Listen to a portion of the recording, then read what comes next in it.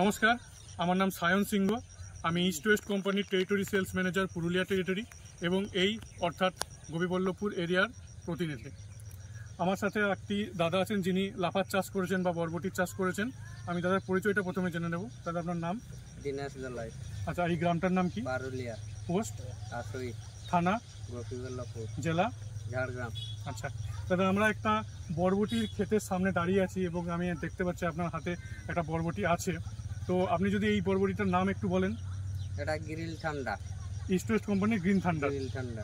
আচ্ছা, এই বরবটি কি আপনি চাষ আগে করেছেন? না, এই প্রথম এই বছর করেছি। আচ্ছা, এবছর প্রথম চাষ করে আপনার অভিজ্ঞতা বা আপনার কেমন লাগছে চাষ করে? খুব ভালো লাগছে এটা। আচ্ছা, ফলন খুব ভালো। ফলন খুব ভালো। আর কি ভালো লাগছে এটাতে? ফলন খুব ভালো। চাষি মানে বলছেন কি মঞ্জি লাগাচ্ছি গ্রিল ঠান্ডা। আচ্ছা, আপনার যারা পাশে পাশে চাষ করেন তারা জিজ্ঞাসা করছে, হ্যাঁ, আপনি তাদেরকে কি বলছেন? বলছি গ্রিল ঠান্ডা দিয়েছি।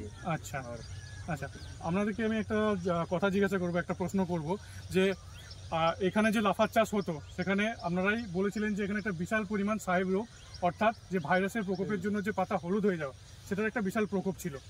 এই মঞ্জিটা চাষ করে বা এই বীজটা চাষ করে কি সেটা আপনি দেখতে পেয়েছেন? না, এই মঞ্জিটার কোনো রোগ নাই। কোনো রোগ লাগছে না?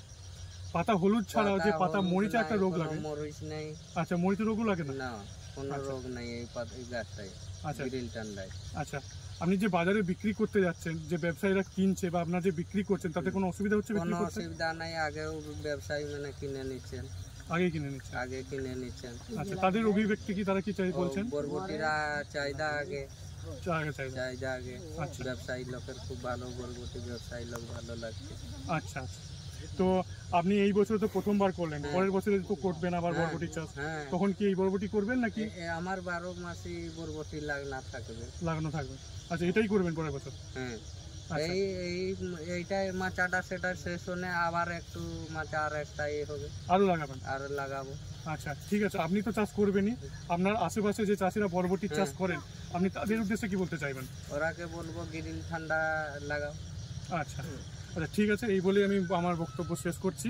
আমাদের কোম্পানির গ্রিন থান্ডার ভ্যারাইটি, যেটা দাদার মুখ থেকে আমরা শুনলাম যে এই বরবটির হাইট যেরকম বেশি আসে, সাথে তার ওজনও বেশি আসে এবং এটাতে রোগ জ্বালার পরিমাণও অনেক পরিমাণ কম। বাজারে বিক্রি করতে কোনো রকম কোনো অসুবিধার সম্মুখীন হতে পড়ে না। নমস্কার।